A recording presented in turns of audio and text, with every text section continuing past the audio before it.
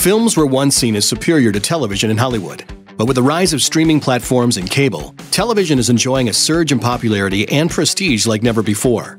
Now, even A-list talent is flocking to television to tackle meaty roles once reserved for the big screen. As the new golden age of television stretches on, here are a few TV roles everyone in Hollywood wanted to play. Carrie Bradshaw, Sex and the City.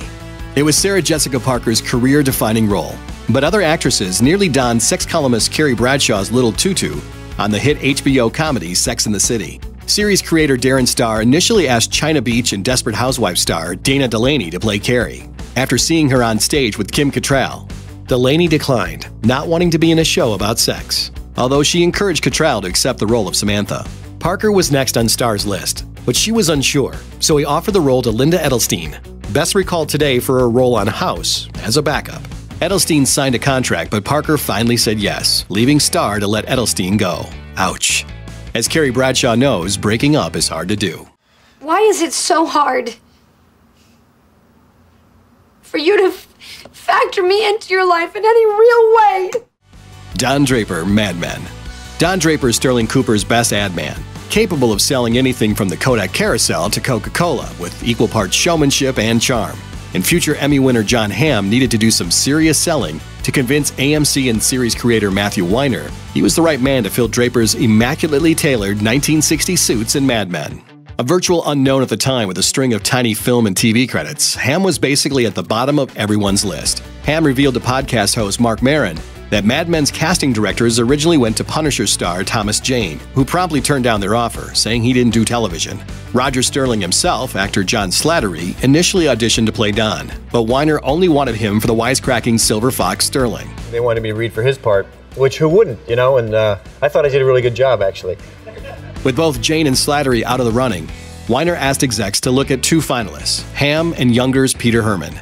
AMC flew Hamm to New York, where he charmed programming execs over drinks at the Gansevoort Hotel and won the role on the spot. Doing business during cocktails? Don Draper would surely approve. Sam and Diane, Cheers. For the first half of Cheers' 11-season run, the show's comedy was propelled by the sexual tension between egotistical, womanizing bar owner Sam Malone and brainiac feminist waitress Diane Chambers. Their will-they, won't-they love-hate relationship became must-see TV and catapulted Ted Danson and Shelley Long to Emmy-winning fame. Coming off the success of Taxi, sibling writers Glenn and Les Charles and director James Burrows wanted to create another workplace comedy but set in a bar. And they knew Sam and Diane would be the key to making it work. They saw hundreds of actors before narrowing it down to 3 pairs that were brought in for a final audition. Ted Danson and Shelley Long, former football player Fred Dreyer and Newhart's Julia Duffy, and Knots Landing's William Devane and Lisa Eichhorn. While the team really liked Dreyer and Duffy, the chemistry between Danson and Long was instant and undeniable. This is it.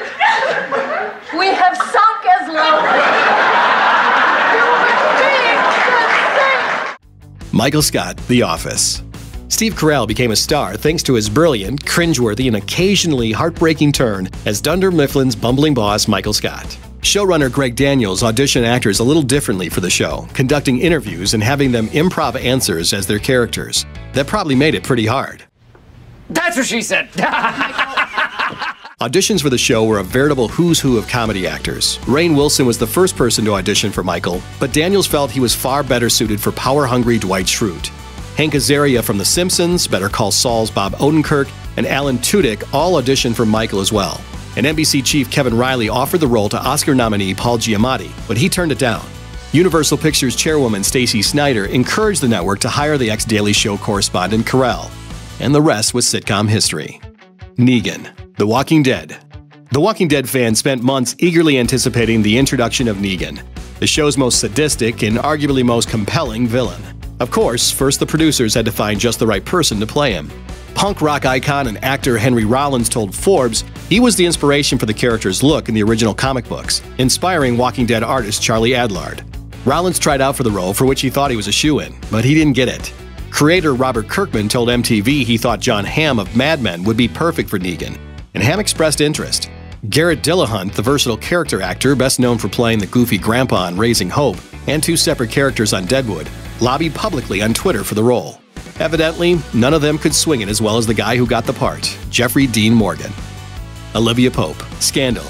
When word got out that Grey's Anatomy creator Shonda Rhimes was working on a new show, lots of actresses were interested. Like Grey's Anatomy, that new series titled Scandal offered prime roles for women, notably that of the lead character, Washington, D.C. fixer Olivia Pope. Rhimes told The Hollywood Reporter that early on, one ABC exec argued Pope would be perfect for Connie Britton, to which she replied it would be, except Olivia Pope is black. Rhimes had based the character on real-life DC problem solver Judy Smith, who was African American, and she wanted to honor her identity and heritage.